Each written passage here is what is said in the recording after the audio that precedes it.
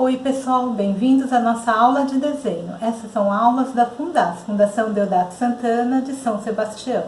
Eu sou Elisa Kemi Watanabe, artista orientadora. E vocês podem acessar todas as outras aulas se inscrevendo no canal Elisa Watanabe. Não esqueça de ativar o sininho para poder receber as notificações das próximas aulas.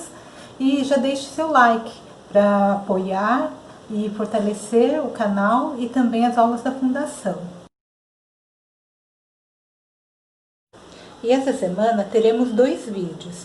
Essa de hoje, né, essa que estamos agora, que é uma aula extra, que eu vou falar um pouquinho dos materiais, né, de pintura, quando usar eles, por que escolher um ou por que escolher outro material.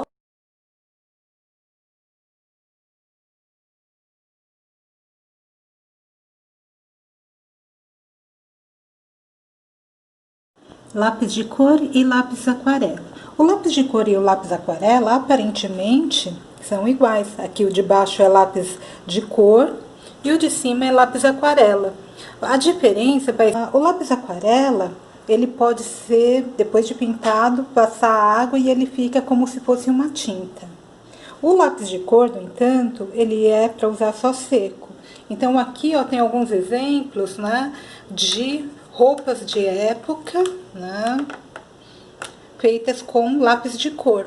Então ele vai dar o degradê, você consegue dar o sombra e luz, a mistura de cores com lápis de cor. Aquarela é a mesma coisa, só que depois você pode passar um pincel com água e ele vai ficar com um aspecto mais de tinta. Mas percebam que ainda eu consigo ver uma textura do que foi pintado por baixo. Vejam que aqui ó, dá pra ver ainda até um pouco de linha, né? Este é um lápis aquarela que não foi passado o pincel com água. Reparem que aqui ó, é como se fosse um lápis de cor. Consigo ver todas essas texturas, misturar todas as cores.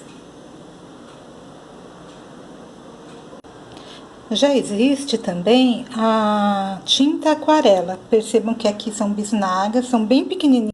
E esse daqui é o resultado com a tinta aquarela. Percebam que nele eu não vejo mais os traços de lápis.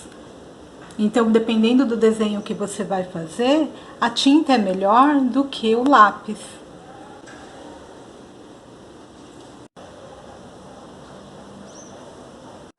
Existe também a tinta guache.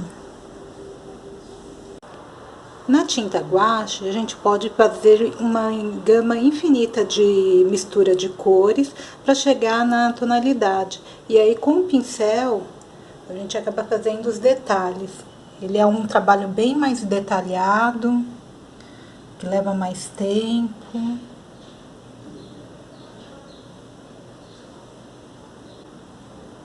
Percebam que as flores foram feitas tudo com pincelzinho. A cor de pele, cabelos.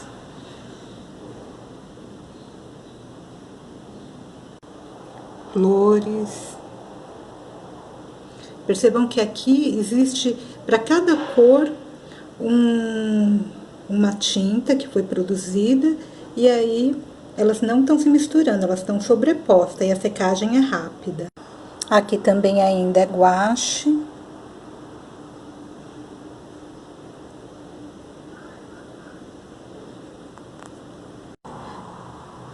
Percebam que esse guache não é o guache escolar.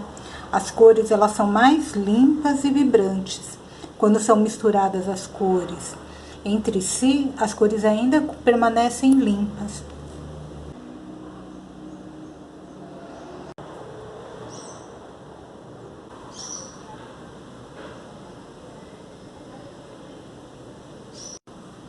Este já é o nanquim. Então, a tinta é preta. E aí, você consegue fazer bastante detalhe.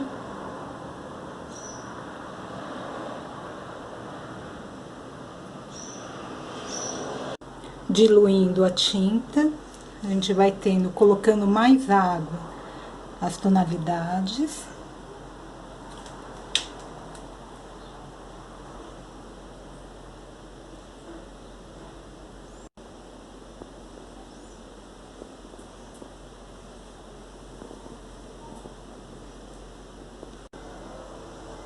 E posso conseguir efeitos mais dramáticos também com os manchados. Esse daqui é um pote de nanquim. E a canetinha é o marcador, né? Conhecidas aí. Conhecido também como hidrocor, porque é a base de água. E a gente consegue fazer muita coisa brincando simplesmente com texturas. É um trabalho muito rápido. Lembra do Super-Homem e da Mulher Maravilha? Foi rapidinho com canetinha. A gente consegue dar bastante riqueza, né? Sobrepondo tonalidades, então amarelo primeiro, depois os tons de laranjas mais fortes.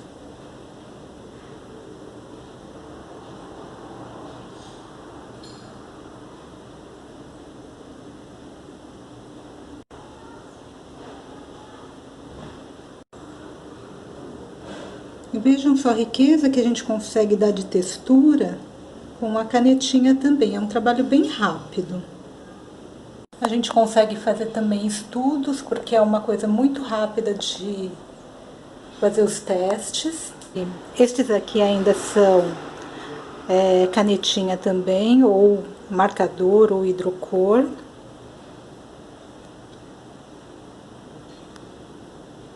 E vejam só, para dar o efeito de listras, que as listras elas têm curva, têm movimento e não se encontram. No caso de florais e transparência, tudo com canetinha. Tem um outro material que é a Ecoline. Ele é o nanquim colorido. Ele rende muito, é um material mais profissional. Ele tem a diferença com o guache de ser mais transparente e as cores ficarem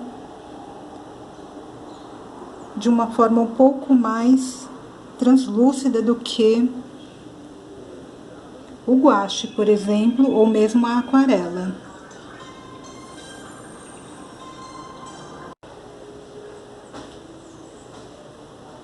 Esse também é a Ecoline. Percebam como a cor é vibrante.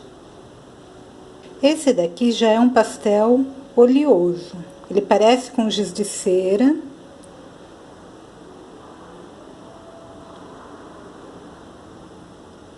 Tem várias formas de se pintar com ele, várias técnicas. Esse é um trabalho grande. Ele é difícil de se fazer em desenhos pequenininhos. Então, dependendo da técnica, a gente vai ver que precisa de materiais que nos ajudem a fazer desenhos grandes, pintar desenhos grandes, ou quando é detalhes pequenininhos. Então, o material também vai nos ajudar. Esse é um exemplo do pastel seco. Esses são o pastel seco. Esta é a tinta acrílica, vendida em bisnaga. A tinta óleo também é vendida no mesmo tipo de bisnaga. Mas também a gente encontra, no caso da tinta acrílica, ela também em potes grandes também. A tinta óleo e a tinta acrílica, elas são bem diferentes na técnica e no uso. A tinta acrílica, ela seca muito rápido e os efeitos dela são bastante brilhantes. E no caso da tinta óleo, como ela demora muito para secar, ela permite que se faça muitos retoques, muitos detalhes e possa ser corrigido durante bastante tempo.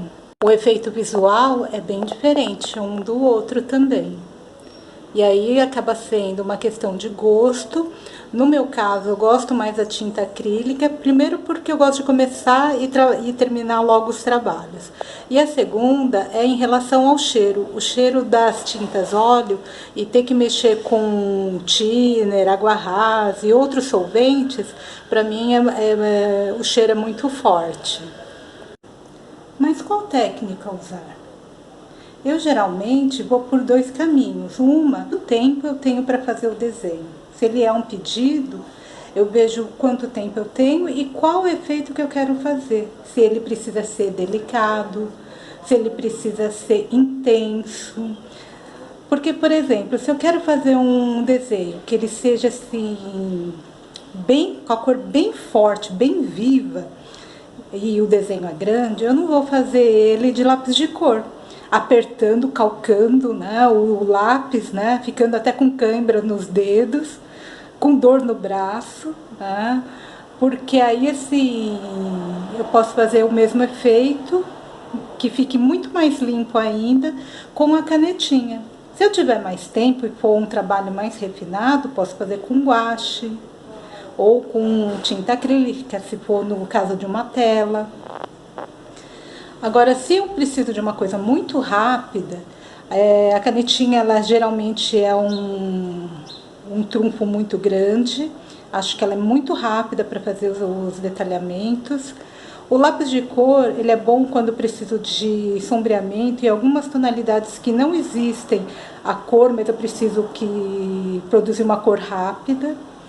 E tudo depende, né? O efeito, por exemplo, se é roupa, se eu preciso de transparência, se eu preciso de textura, se eu preciso que as cores se misturem ou se eu não quero que as cores se misturem.